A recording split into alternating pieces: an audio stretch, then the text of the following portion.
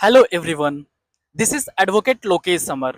मैं आज आपको डिस्कस करने वाला हूं कि मेरे पास ऐसे क्लाइंट आए हैं जिनको ना ही समन आया है ना ही वारंट आया है, फिर भी उनके अगेंस्ट में अटैचमेंट ऑफ प्रॉपर्टी हो गई है। मीन्स सेक्शन 83 ऑफ सीआरपीसी का नोटिस आ गई है। तो ये ऐसा सिचुएशन में आप क्या करें? फर्दर आपको एक अच्छे एडवोकेट की जरूरत है। आप एक अच्छे एडवोकेट को चुनिए।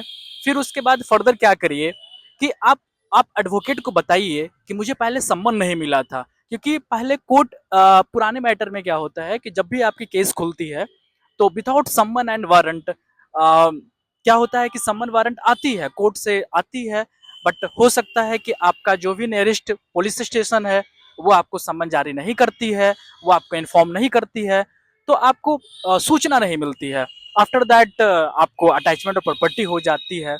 तो इस केसेस में आप जज साहब के सामने प्ली कर सकते हैं कि मुझे सम्मन नहीं मिला है, ना ही कोई वारंट का नोटिस ऐसा था, डायरेक्टली अटैचमेंट ऑफ प्रॉपर्टी किस तरह से हो गई है। तो आप इस तरह से प्ली ले सकते हैं, बट आपके पास ग्राउंड होनी चाहिए कि मेरे पास ना ही कोई नोटिस था सम्मन का, ना ही वारंट था। That is the most important things you have to do.